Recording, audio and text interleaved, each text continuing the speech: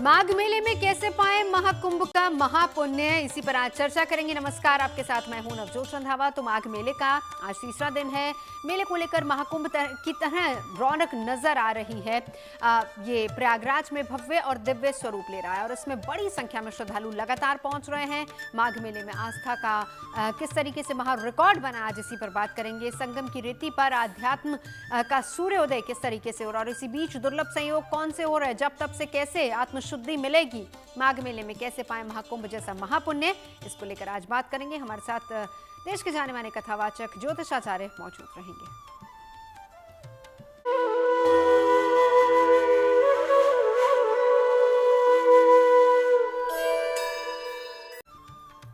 तो संगम किनारे आस्था का महामेला लगा है और माघ मेले के पहले 3 दिनों में रिकॉर्ड श्रद्धालु वहां पर पहुंचे हैं।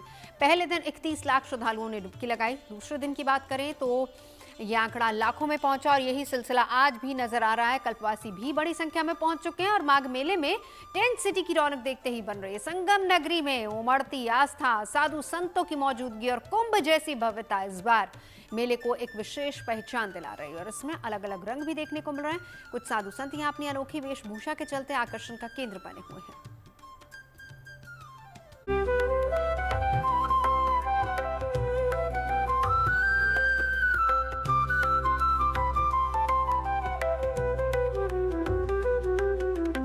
ये आस्था का मेला है। संगम की रेती पर अध्यात्म का सूरज निकला है। गंगा किनारे लाखों की तादाद में भक्त माघ मेले के पावन अवसर पर आस्था की डुबकी लगा रहे हैं और धर्म अध्यात्म का लाभ कमा रहे हैं। स्नान कर लिया है, पुलिस प्रशासन बहुत अच्छा है। हम लोग बनारस से आए हैं। हम लोग पहले गए थे अयोध्या, वहाँ से फिर वापस आए हैं प्रयागराज। सुबह आए हैं, संगम का स्नान किए हैं, बहुत बढ़िया लगा।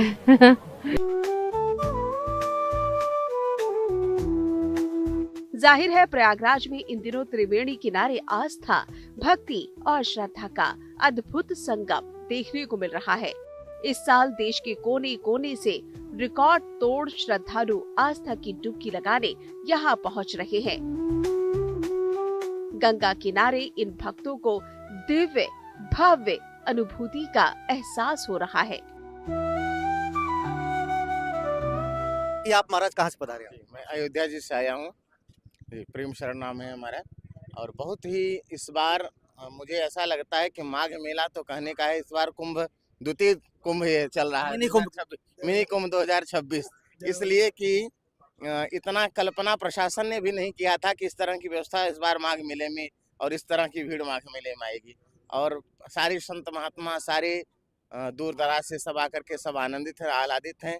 माँ गंगा की गोदी में जो है आनंद करने का यह और 1 मास का जो है कल्पवास करने का जो आनंद है उसका वर्णन नहीं किया जा सकता। सारे संत मुझे देखने को मिले थे, लेकिन इस बार का जो माघ मेला लगा है ये अत्यंत में अपने आप में ही बहुत सुंदर है।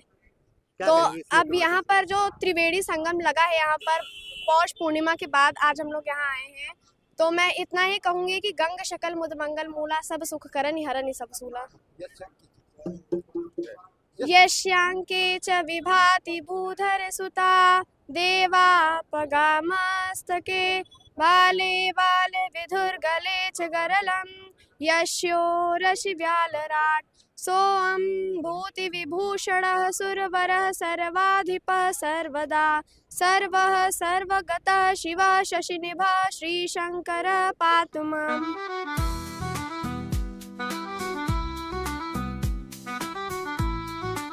यहाँ माघ मेले में स्नान दान के लिए पहुँचे लोगों की अच्छी खासी भीड़ है। भक्तों के अलावा साधु संत भी मेले में पहुँच रहे हैं। मेला क्षेत्र में केदारनाथ से आए एक नागा साधु अपनी वेशभूषा की वजह से काफी चर्चा में है। इनके सिर पर सुंदर रंग बिरंगी पगड़ी सजी है, आंखों में चश्मा है और पैरों में पायल पहने हैं, जबकि इन्होंने हाथों में शिव का डमरू भी धारण किया हुआ है। हम इस वक्त संगम में है, तरह तरह के रंग आपको देखने को मिलेंगे और तमाम साधु संत भी दूर दराज से इस माघ मेले में आए हैं। हमारे साथ ही कुछ ऐसे संत हैं जो यहाँ पर दूर दराज से आए हैं और उनका जो रंग है, रूप है, वो एकदम अलग देखने को मिल रहा है। सर में टोपी है, आंखों में चश्मा है और हाथ में डमरू है, पैर में पायल है। क्या कहेंगे महाराज, कहाँ से पधारे हैं और ये जो रूप आपने रखा है, क्या कहेंगे आप? ये रूप आदि नारा आदि नर आदि परमेश्वर का है, जो हर इंसान का ऐसा रूप है। जो भी कोई है, संत है, चाहे गृहस्थी है, चाहे कोई भी है, उसका आदि शरीर नर का होता है और आदि शरीर नारी का होता है। एक हाथ भारी, एक हाथ हल्का, एक आंख छोटी, एक आंख बड़ी, ये सबके साथ है, मतलब अकेला नहीं। तो अच्छा, अलग सा रूप है, कितना क्यों रखा है आपने? ये मेरे को अच्छा लगता है। दूसरी बात है, 16 कला संपूर्ण थे भगवान कृष्ण। दूसरी बात एक और है कि हम लोग नागा बाबा है, हमको श्रृंगार विंगार के लिए छूट देते हैं गुरु लोग। जितने सुंदर रहो उतना अच्छा रहो। भगवान को तो सुंदर चीजें अच्छी लगती हैं। भगवान भोलेनाथ खुद ही सुंदर थे और ऐसा ही रूप आपका है। यही रूप हमारा है। और जब भभूत चढ़ा लेते हैं तो बाबा की कृपा हो जाती है। बिल्कुल ऐसे लगते हैं जैसे बिल्कुल बाबा के शिष्य हो, बिल्कुल बाबा की औलाद हो।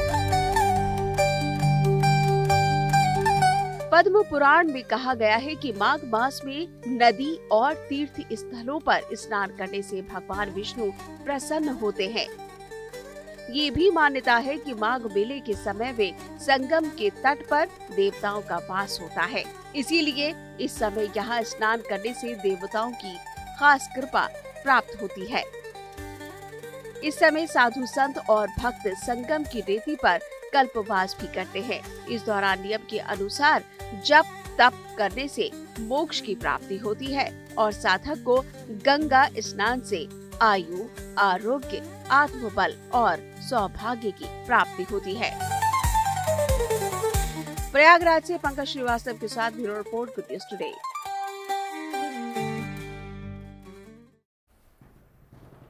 खास मेहमान हमारे साथ इस वक्त जुड़ चुके हैं। हमारे साथ इस वक्त आचार्य राज मिश्रा मौजूद हैं। स्वामी अवधेशपुरी जी कुछ ही देर में हमारे साथ जुड़ेंगे। साथ ही साथ आचार्य संजीव अग्निहोत्री भी हमारे साथ जुड़ चुके हैं और महंत नवल किशोर दास जी भी हमारे साथ जुड़ चुके हैं। स्पोक्स पर्सन है जूना अखाड़ा से। बहुत बहुत स्वागत है आपका। महंत जी, सबसे पहले शुरुआत आप ही से करूंगी।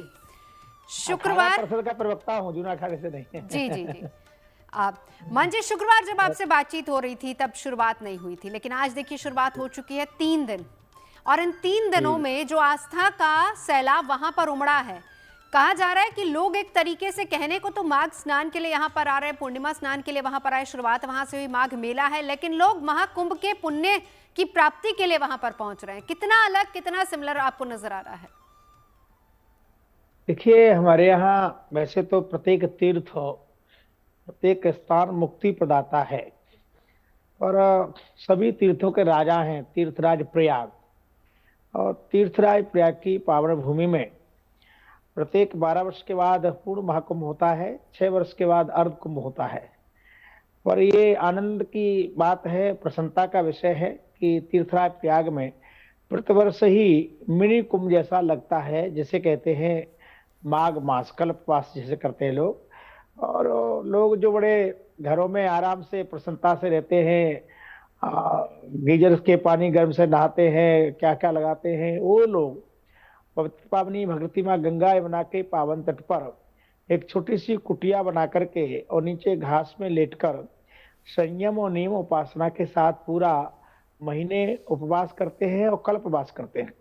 इस कल्पवास करने से एक जीवन के नहीं, अनेक जीवनों में जाने अनजाने में शारीरिक और मानसिक किए हुए जो पाप हैं, उन संतापों से प्राणी बच जाता है और मनुष्य जीवन का जो लक्ष्य है भगवत प्राप्ति, निसंदेह प्राप्त कर लेता है। क्योंकि गंग सकल मुदे मंगल मूला, शव सुख कारण हरण भव सूला, जा मंजनते विनय प्रयासा, मम समीप नर पावे वासा।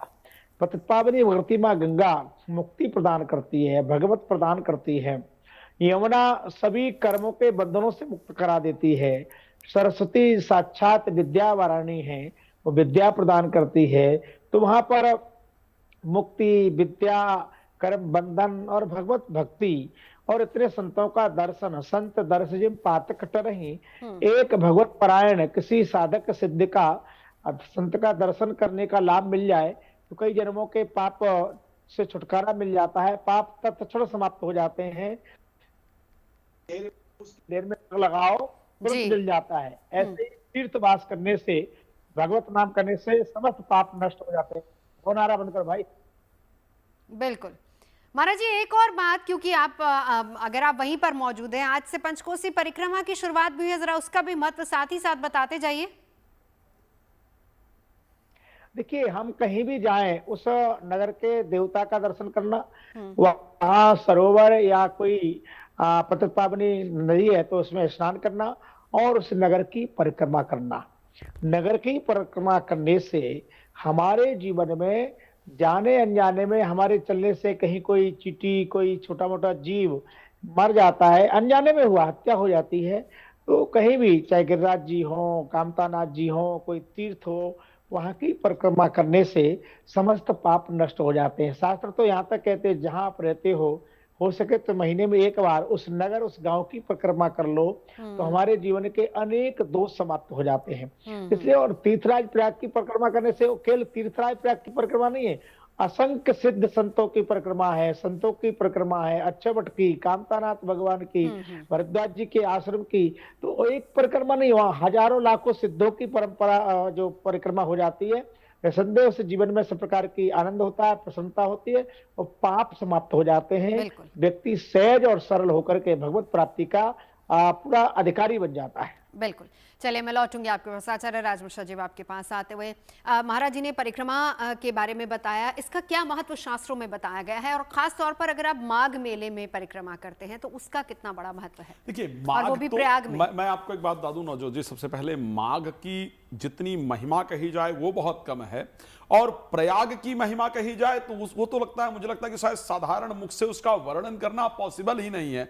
मैं दर्शकों को सबसे पहले तो एक बात धन्यवाद करूं, दर्शकों को, और आप सबका धन्यवाद करूं, और दर्शक और मेरे लिए यह सौभाग्य का विषय है कि हम जीएनटी के माध्यम से तीर्थराज प्रयाग का और संतों का आज यहां दर्शन कर पाते हैं। श्री रामचरितमानस के अंतर्गत गोस्वामी तुलसीदास जी ने एक चौपाई कहा था कि दरस बरस मज्जन अरूपाना और हरई पाप का भेद पुराना।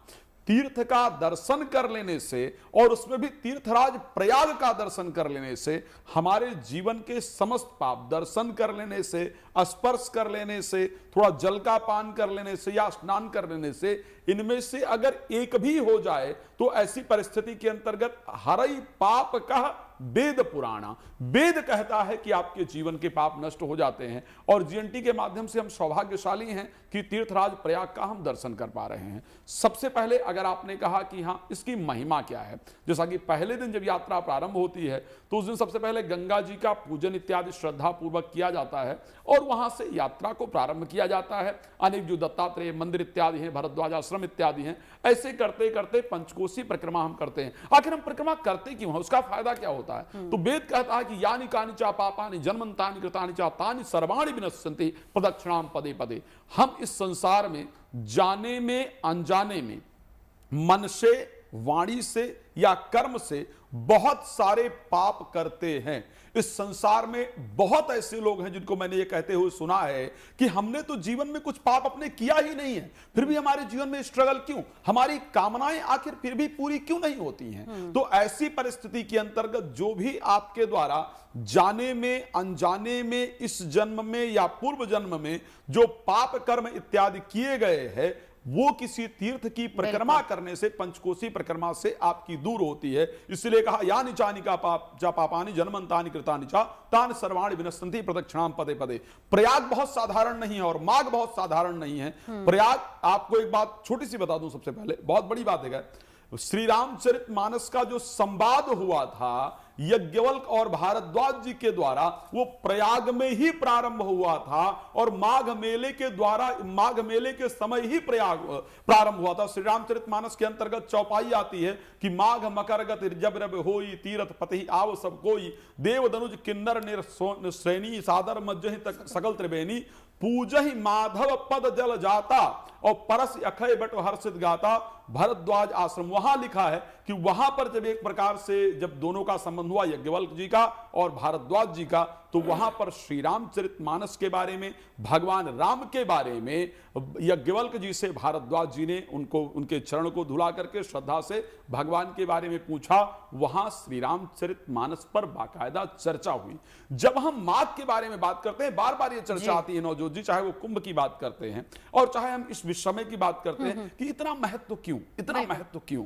तो उस पर एक बार जब भी उस पर हम आगे चर्चा करेंगे, और उसके साथ साथ आज राजमिश्रा जी हम चर्चा इस पर भी करेंगे क्योंकि मुख्य तिथियां होती हैं स्नान की, उस पर भी आगे बात करेंगे। लेकिन संजीव जी आपके पास आना चाहूंगी, उससे पहले जरा लगातार हम अपने दर्शकों को तस्वीरें भी दिखाते जाएं कि किस तरीके से परिक्रमा की शुरुआत हो चुकी है। ये इस वक्त तस्वीरें हम आपको दिखा रहे हैं, तमाम साधु संत जितने अखाड़े हैं वो वहां पर इस परिक्रमा की शुरुआत हो चुकी है और उसमें शामिल हो रहे हैं। 550 साल बाद कहा जा रहा है कि परिक्रमा की जा रही है। ये वो तस्वीरें हैं जब जो परिक्रमा की शुरुआत हुई, ये माघ मेले की तस्वीरें हम आपको दिखा रहे हैं। अब संजीव जी आपके पास आते हुए, एक तो परिक्रमा पर हम चाहेंगे कि आप बताइए कि शास्त्रों में इसका महत्व कितना बताया गया है, और खास तौर पर जब आप माघ मेले में होते हैं तो। बहुत सुंदर आपने बात पूछी। देखिए, हमारे यहाँ लब्ध प्रतिष्ठ जो हमारे दिव्य जो शास्त्र उनमें वर्णन है, परिक्रमा का बड़ा महत्व है, गंगा स्नान का बड़ा महत्व है।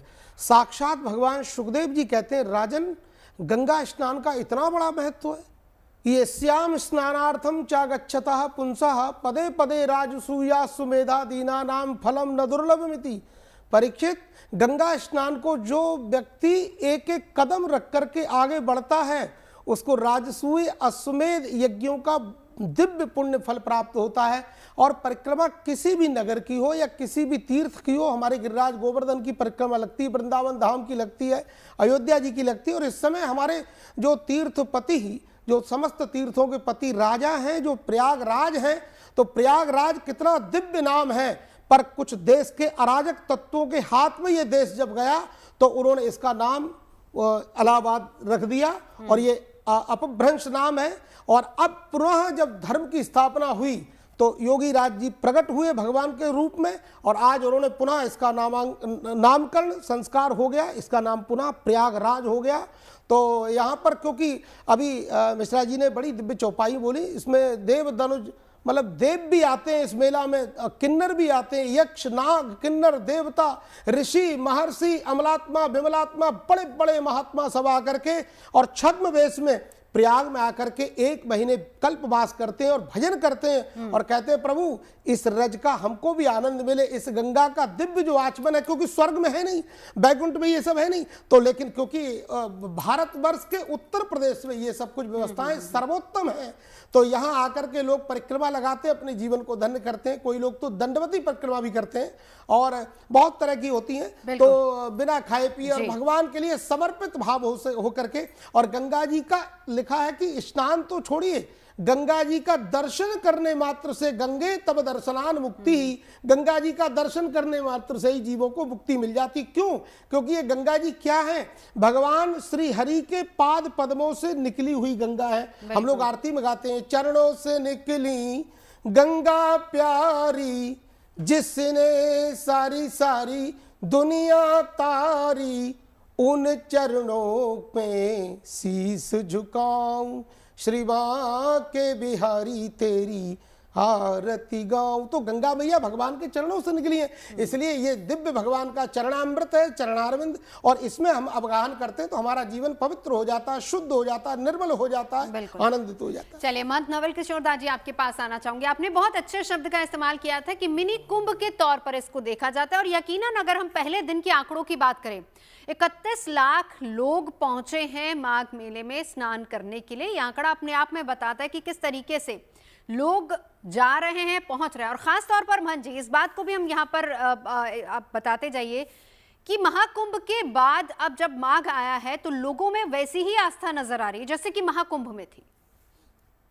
देखिए बहन जी, वास्तव में हमारा देश आस्थावानों का देश है, समर्पण का देश है, त्याग का देश है, ये ऋषि और कृषि प्रधान देश है। और पहले भी लोग ऐसे प्राचीन परंपरा है, माघ मेले की कोई नई नहीं है, परंतु भगवान की कृपा है कि अब आप लोगों का साथ मिल जाता है।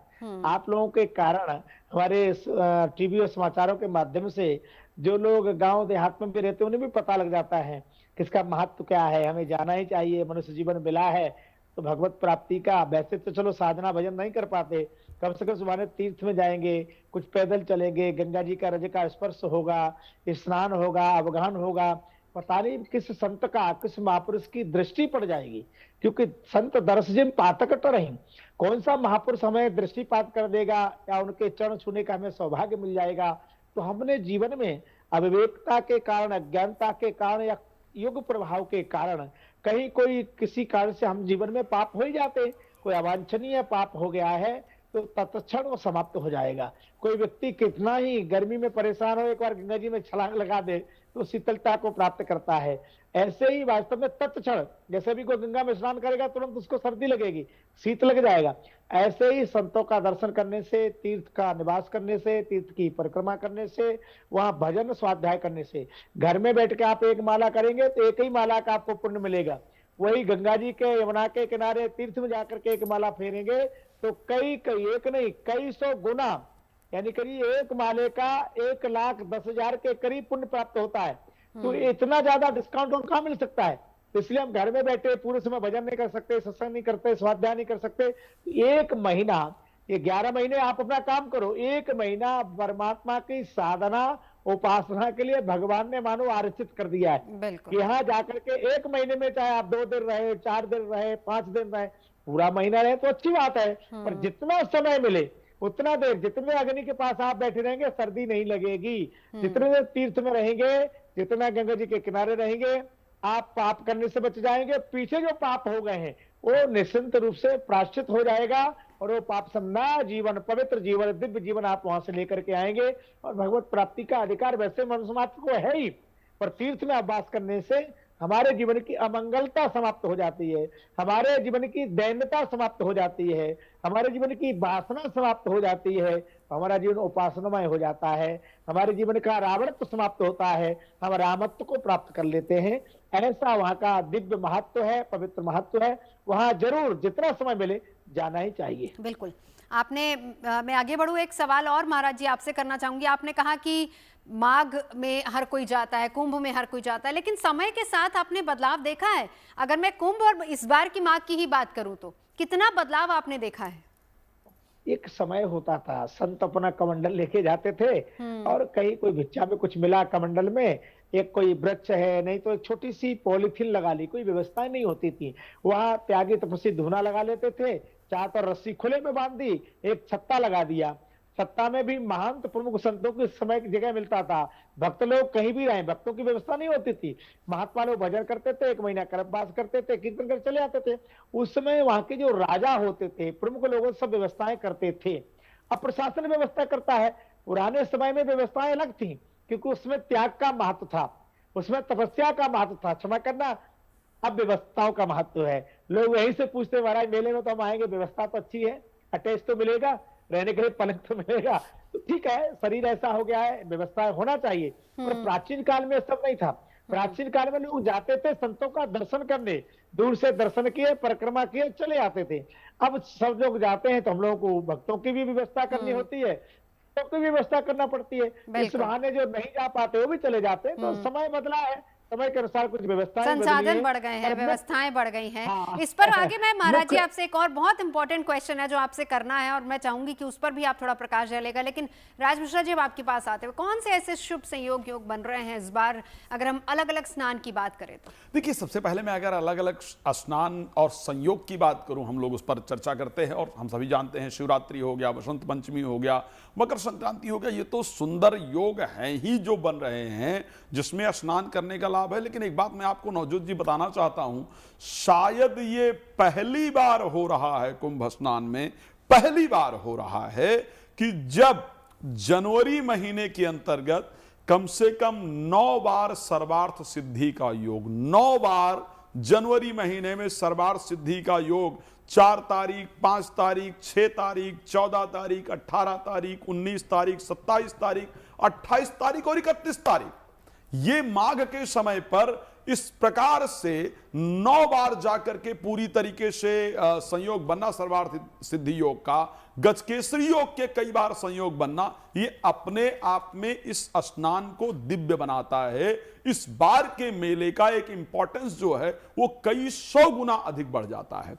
फरवरी में अगर बात करें इसी प्रकार, क्योंकि इस समय ये सब चल रहा है, इस समय मेला चल रहा है, फरवरी के महीने के अंतर्गत 10 बार कम से कम सर्वार्थ सिद्धि का योग होना, 1, 8, 11, 15, 16, 20, 22, 24, 25 और 27, तो ये अपने आप में एक बहुत दिव्य संयोग है जो इस बार बन रहा है। तो इस बार की अगर मैं सारे संयोगों की बात करूं तो मैं ये कह सकता हूं कि इस बार के संयोग वास्तविकता में मोक्ष को प्रदान करने वाले हैं, वास्तविकता में कामनाओं को प्रदान करने वाले हैं। एक बात आप नवजोत जी कह रही थी कि कितना अलग है इस बार, ये सच्चाई में नवल किशोर जी भी कह रहे थे कि पहले कोई संत आता था और एक पेड़ के नीचे बैठता था, अपना जो भी झोपड़ी ओपड़ी हुआ बनाया।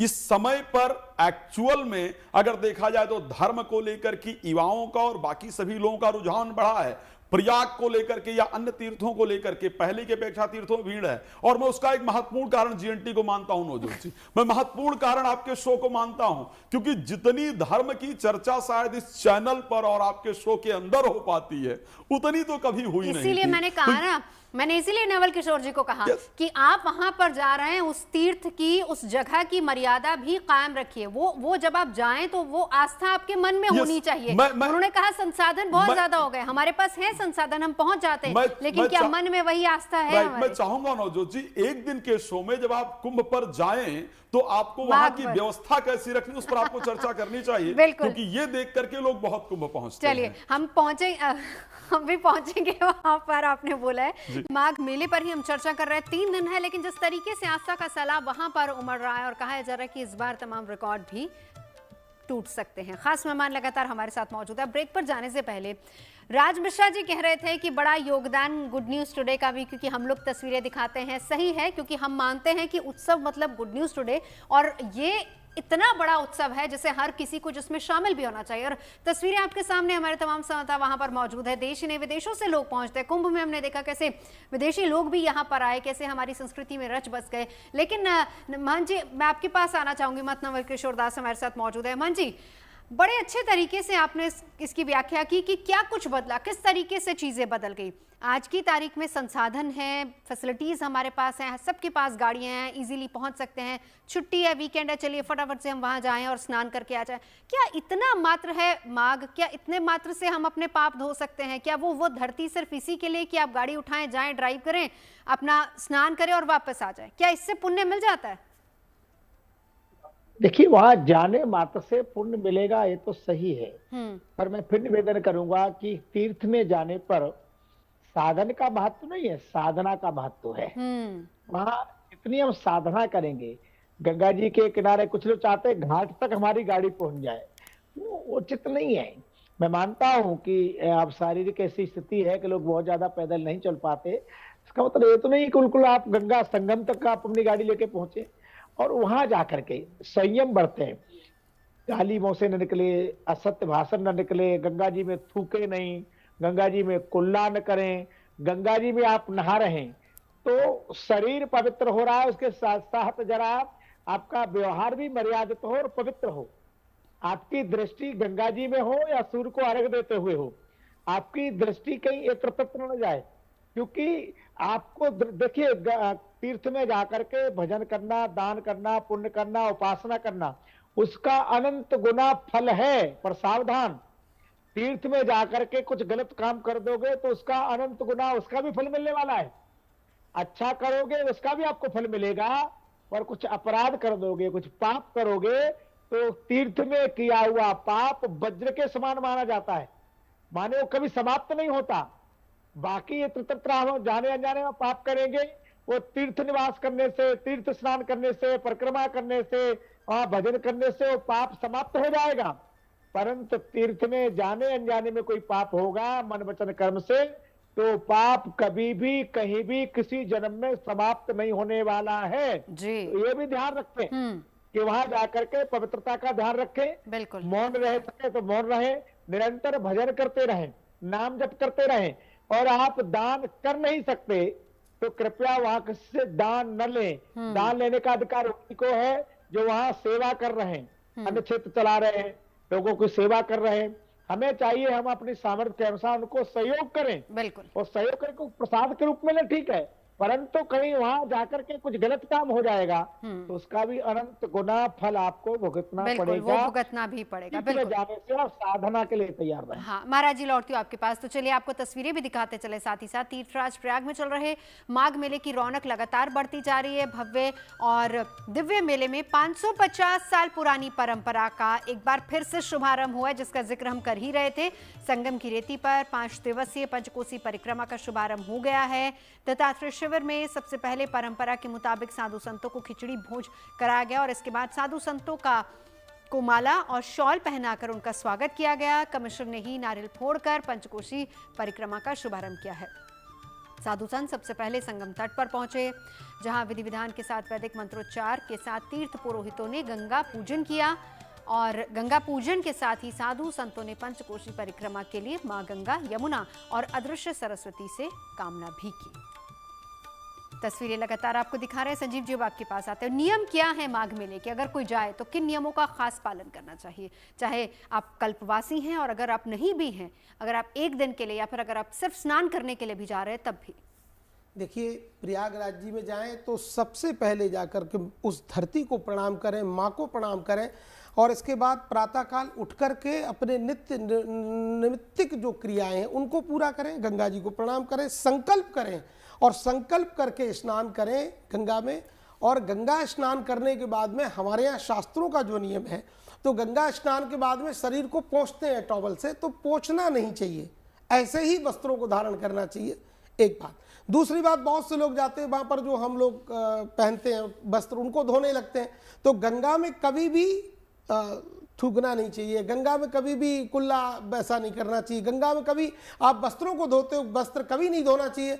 ऐसा करने से जघन्य अपराध होता। अभी महाराज जी कह रहे थे कि तीर्थ में किया हुआ पाप कभी नष्ट नहीं होता। अन्य क्षेत्रे कृतम पापम तीर्थ क्षेत्रे विनश्यति और तीर्थ क्षेत्रे कृतम पापम वज्रलेपो भविष्यति। अन्य क्षेत्रों में किया हुआ पाप तीर्थ में विनाश हो जाता है, पर तीर्थ में किया हुआ पाप वज्र के समान होता है। तो तीर्थ में कभी इस तरह का वो ना करें। किसी साधु संत की, ब्राह्मण की, ऋषि की, गौ की अवहेलना ना करें, उनको प्रणाम करें, उनका जो भी हमारे इस जीवन से, शरीर से जो भी सेवा शुश्रूषा बन सकती है वो करें और गंगा स्नान करके वहां पर बैठकर आसन पर भगवान का स्मरण करें और भगवान के नाम का जप सबसे ज्यादा करें, क्योंकि नाम जपत मंगल दिशि दशहु, नाम जपने से आपका 10 दिशाओं में मंगल होता है। भगवान शिव भी काशी में बैठ करके और केवल मेरे राधा माधव भगवान के पाद पद्मों का नाम का स्मरण करते हैं। नाम जपत मंगल दिशि दशहु, और नाम के प्रभाव से भगवान शिव ने भी उस कालकूट जहर को पिया तो भगवान नीलकंठ कहलाए, लेकिन भगवान वो कालकूट विष भी भगवान शिव का कुछ नहीं बिगाड़ पाया, क्योंकि नाम की महिमा है, नाम का प्रभाव है। नाम प्रभाव जान शिव नीको, कालकूट फल दीन अमी को। तो नाम महिमा में ओतप्रोत रहे और मां गंगा में डुबकी लगाएं। अपने पितरों के लिए तर्पण करें। अगर आप तर्पण करते हैं तो आपके पितृ प्रसन्न होते हैं, क्योंकि वही भागीरथी गंगा है जो साक्षात ब्रह्मा जी के कमंडलू से होते हुए भगवान का चरणामृत है, और ये धीरे धीरे इस धरातल पे आई और जाकर के समस्त जो है सगर के जो 60,000 पुरखे थे उनका उद्धार किया। और उस जैसे ही उस गंगा जल को स्पर्श किया उन अस्थियों ने, तो यह जल स्पर्श मात्रेण ब्रह्मदंड हता अपि, ब्रह्मदंड से दग्ध जो वो अस्थियां थी, वो जो उनके शरीर थे, तो वो जैसे ही गंगा जल को स्पर्श किया तो उनका जो है सगरात्मजा दिवम जगमु केवलम देह भस्मी, वो भस्मसात सगर के जो पुरखे थे वो जो है स्वर्ग को चले गए और उनका उद्धार किया। किसने? इन मां गंगा जी ने। तो गंगा जी को सादर प्रणाम कर और अपने आप को स्नान करें, अवगाहन करें, आपके जीवन में मंगल ही मंगल होगा। चलिए, हाँ, अपने स्नान की बात की, जाहिर सी बात है कि जो मुख्य तिथियां होती है उसमें लोग स्नान करते हैं, लेकिन वैसे भी जो लोग वहां पहुंचते हैं स्नान जरूर करते हैं। अब राजमिश्रा जी, आपके पास आते हुए, स्नान करने के नियम क्या हैं? खास तौर पर अगर हम प्रयाग जा रहे हैं, क्या हमें उस संगम जो नूज कहा जाता है वहीं पर स्नान करना है, गंगा की साइड करना है, यमुना की साइड? ये भी लोगों में एक भ्रांति रहती है। और मैंने तो पिछले बार ये भी देखा था जब हम लोग वहां थे कि एग्जैक्ट संगम पर स्नान करने को लेकर भीड़ कितनी ज्यादा रहती है और कई बार देखा है कि अव्यवस्था भी हो जाती है वहां पर। देखिए, मैंने हमेशा कहा कि श्री रामचरितमानस में गोस्वामी तुलसीदास जी ने एक शब्द कहा है, और भगवान राम का एक्चुअल में यह शब्द है कि सममम प्रिय सममम उपजाए। ठीक है, तो आप परमात्मा के सभी उपजाए हुए हैं और परमात्मा कहते हैं प्रकृति का और व्यवस्था का। जहां बसहु तहां सुंदर देशु और जोई प्रतिपालय सोई नरेशु, यानी वहां की यदि व्यवस्था का आप ध्यान नहीं रखते हैं तो आप पुण्य के बजाय पाप करने चले जाते हैं। कई बार ऐसी परिस्थितियां होती हैं कि हमको लगता है हम ये पुण्य कर रहे हैं और हम वो पुण्य नहीं कर रहे होते हैं, वो पुण्य के बजाय एक्चुअल में पाप हो जाता है। गंगा की महिमा है, मैंने सबसे पहले चौपाई का प्रयोग किया था कि दर्श परस मज्जन अरूपाना, यानी अगर दर्शन से, और जो कि हम टेलीविजन पर बैठ करके देख रहे हैं, अगर उस दर्शन को भी श्रद्धा से कर लिया जाए तो हमारे जीवन के पाप नष्ट हो जाते हैं। तो फिर ये तो मायने ही नहीं रखता कि स्पेशल उसी प्लेस पर जाकर के स्नान किया जाए। हां, अगर पहुंचा जा सकता है, व्यवस्था है, वहां पर कोई अव्यवस्था हमारे जाने से या हमसे या हमको नहीं हो सकती है, तो ऐसी परिस्थिति में जाकर के वहां स्नान किया जा सकता है। अन्यथा कहीं भी गंगा जी के अंतर्गत अगर स्नान किया जाए, शास्त्र यहां तक कहता है कि घर में बैठ करके प्रयाग का स्मरण कर लेने से, त्रिवेणी का स्मरण कर लेने से अगर घर में बैठ करके स्नान कर लिया जाए तो उसका पुण्य प्राप्त हो जाता है। शास्त्र तो यहां तक कहता है कोई 10,000 किलोमीटर बैठ करके और गंगा गंगा कह करके अगर स्नान कर ले तो उसको गंगा स्नान का फल प्राप्त हो जाता है। तो नवजोत जी, उसी स्पेशल प्लेस का तो कोई मतलब ही नहीं बनता। अब इसी के साथ एक और सवाल बनता है जिसका जवाब आगे महाराज जी आपसे भी लूंगी। नवल किशोर जी मौजूद है। अब स्पेशल तिथियों पर ही हमें जाना है, हमें उसी दिन स्नान करना है, ठीक है, वो तिथियां कहा जाता है कि शास्त्रों में उन तिथियों के भी कुछ नियम है, बताई गई हैं चीजें, लेकिन अगर आप उस तिथि पर नहीं पहुंच पा रहे हैं या फिर उस तिथि पर, हमने ये भी देखा पिछली बार कुंभ के समय कि बहुत ज्यादा भीड़ हो जाती है, आगे पीछे भी क्या स्नान हो सकता है, क्या उसका भी उतना ही पुण्य मिलता है? देखिए, एक बात बड़ा स्पष्ट कहना चाहूंगा, अगर हम थोड़ा सा परमात्मा को समझने का प्रयास करें, परमात्मा के शब्दों का समझने का प्रयास करें, श्री रामचरितमानस के अंदर सुंदरकांड दोहा नंबर 42 सब लोगों ने पढ़ा होगा। भगवान राम का बड़ा सुंदर शब्द है कि निर्मल मन जन सो मोहि पावा, मोहि कपट छल छेद न भावा।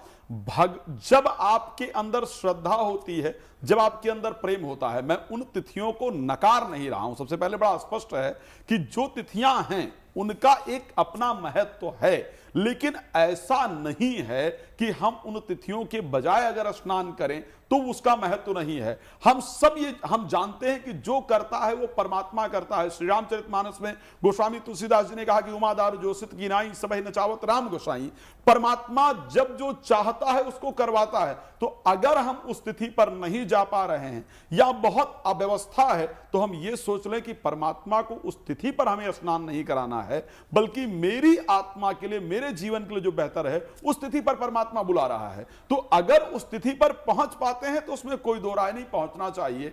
नहीं पहुंच सकते हैं, अव्यवस्था इत्यादि है, तो परमात्मा को जब आपको बुलाना है, जब आपको दर्शन कराना है, गंगा जी को जब आपको बुलाना है, जब आपको दर्शन कराना है, तो भगवान बुलाएंगे, आपको दर्शन कराएंगे। और जिस दिन आपको परमात्मा बुलाएं, दर्शन कराएं, श्रद्धा पूर्वक आप वहां जाएं, आप सोच लीजिए वही दिन आपके लिए मकर संक्रांति हो जाएगा, वही दिन आपके लिए वसंत पंचमी हो जाएगा। मैं एक बड़ी छोटी सी कथा है, अगर संभव है तो मैं चाहता हूं मैं एक बार इसी पर नवल किशोर जी से एक रिएक्शन ले लूं, फिर आपसे मैं कथा सुनूंगी। नवल जी, अब आप भी नवल जी इस बात को समझाते जाइए, क्योंकि हमने देखा था कुंभ के दौरान भी विशेष तिथियों पर लोगों में होड़ थी कि हम स्नान कर लें, उस पर भी एक विशेष समय, सुबह सुबह का जो समय होता है, भोर का वक्त, उस समय लोग स्नान करने के लिए गए थे।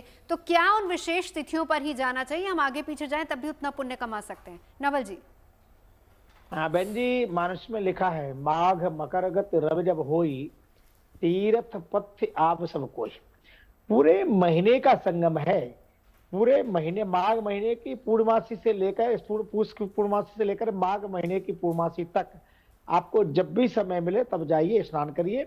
वो जो तिथि है वास्तव में वो इसलिए व्यवस्था की गई थी, जो हमारे यहाँ अखाड़े हैं, संत हैं, नागा हैं, वो लोग तिथियों में स्नान कर ले, उनके साथ जनता नहाएगी तो दिक्कत होगी, अव्यवस्था होगी ही। अब समय बदला तो अखाड़ों के साथ भी जनता, भक्त लोग जाने लगे। वास्तव में वो जो तिथियां हैं वो संतों के लिए है, अखाड़ों के लिए है। बाकी जनमानस कभी भी किसी भी दिन स्नान करेगा उनको उसी फल की प्राप्ति होगी। इसलिए किसी को संदेह नहीं रहना चाहिए कि इस तिथि में जाएंगे तो ही हमको मुक्ति मिलेगी, तो ही पुण्य मिलेगा। आप पूरे महीने में किसी भी तिथि को जाएंगे आपको उसी पुण्य की प्राप्ति होगी, उतना ही लाभ मिलने वाला है। इसलिए व्यवस्था बिगड़ न जाए, व्यवस्था बनी भाई, एक दिन 10,000 लोग हैं, एक दिन 10 लाख पहुंच जाए तो प्रशासन क्या करेगा? व्यवस्था बिगड़ेगी। तो इसलिए व्यवस्था का ध्यान रखो और वहां पर आपको कठिनाई ना हो स्नान करने की। बाकी तिथियों में जाएंगे तो आपको संगम में स्नान मिलेगा, और उन्हीं तिथियों में जाएंगे तो थोड़ा मुश्किल हो जाएगा। इसलिए पूरे महीने में आप किसी तिथि में जाइए, स्नान करिए, आपको उसी पुण्य की प्राप्ति होने वाली है। किसी प्रकार का कोई संदेह और संशय नहीं पालना है। बिल्कुल, ये अच्छी बात है कि आपने ये सारी चीजें क्लियर कर दी। अब कथा का जिक्र कर रहे थे। मैं उसी की बात कर रहा था कि जिस दिन हमारे अंदर श्रद्धा हो, विश्वास हो, परमात्मा हमारे हृदय में हो, उसी दिन समझ लीजिए सारी पुण्यवान तिथियां हैं। एक जब महाभारत का युद्ध चल रहा था तो महाभारत के युद्ध के दिन ऐसी परिस्थिति हुई कि दुर्योधन एक दिन नकुल के पास जाता है, जो कि अच्छे ज्योतिषी थे, तो उनसे पूछता है कि एक बात बताओ मुझे कि अगर इस युद्ध के अंदर मुझे विजय प्राप्त करना है तो एक्चुअल में मुझे क्या करना चाहिए? उन्होंने बता दिया, ज्योतिषी थे, ज्योतिषी का मैं सत्य पर चर्चा करना। उन्होंने कहा कालबली यज्ञ कर लो और आपको विजय प्राप्त हो जाएगा। बोले अच्छा, कालबली यज्ञ किस दिन होता है? बोले अमावस्या को होता है। भगवान कृष्ण को पता चला, भगवान कृष्ण ने कहा सारा राज बता दिया। बोले हाँ। बोले तुम्हें बचाना बड़ा आसान नहीं है। इतने में भगवान ने क्या किया, युधिष्ठिर से कहा कि तुम पहले ही कालबली का यज्ञ का आयोजन अमावस्या को करने वाला है दुर्योधन, तुमको एक दिन पहले करना है। अब जब कालबली यज्ञ का आयोजन कर लिया युधिष्ठिर ने, तो सूर्य और चंद्रमा आपस में कंफ्यूज हो गए। बोले एक बात बताओ, आखिर ऐसा कैसे हो सकता है कि अमावस्या को यह यज्ञ होती है, आखिर ये यज्ञ हो कैसी रही है? तो सूर्य ने कहा कि चल करके भगवान से ही पूछ लेते हैं। सूर्य चंद्रमा दोनों भगवान के पास आए और भगवान से आकर के उन्होंने पूछा कि प्रभु एक बात बताइए, ये यज्ञ तो अमावस्या को होता है और आज आप कैसे आयोजन करा रहे? बोले अमावस्या कब होती है? बोले अमावस्या तभी होती है जब सूर्य चंद्रमा दोनों समान अंश पर आ जाएं, 1 डिग्री पर आ जाए तो अमावस्या हो जाती है। तो ऐसी परिस्थिति में आप दोनों 1 डिग्री पर आ गए, आज अपने आप उस अमावस्या तिथि का निर्माण हो गया। तो मेरा कहने का तात्पर्य यह है कि यदि आप वहां जाते हैं और आपके मन के अंदर श्रद्धा उत्पन्न होती है, भगवान का स्मरण करते हैं, तो निश्चित रूप से वो तिथि अपने आप में पुण्यप्रद तिथि हो जाती है।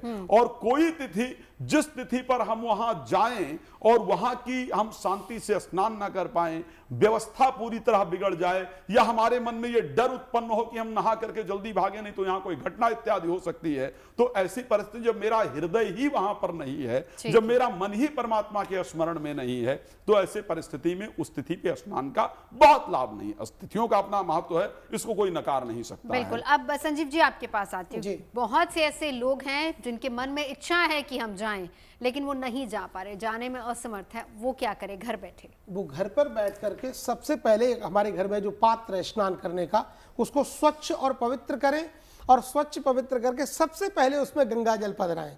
गलतियां क्या करते हैं हम लोग, पहले उसमें जल भर लेते हैं, पानी भर लेते हैं, फिर गंगा जल पधराते हैं, डालते हैं, तो ये अपराध है, दोष है, गंगा जी का अपमान है। तो इसलिए पहले गंगा जल को पधराएं, इसके बाद जल उसमें भरें, और उसके बाद गंगे गंगे कह करके, नारायण नारायण कह करके स्नान करें। तो भगवान, क्योंकि नार कहते हैं जल को, और उसमें अयन जिनका वास है वो नारायण है, तो ऐसा नाम स्मरण करके स्नान करने से उनको बहुत पुण्य की प्राप्ति होती है।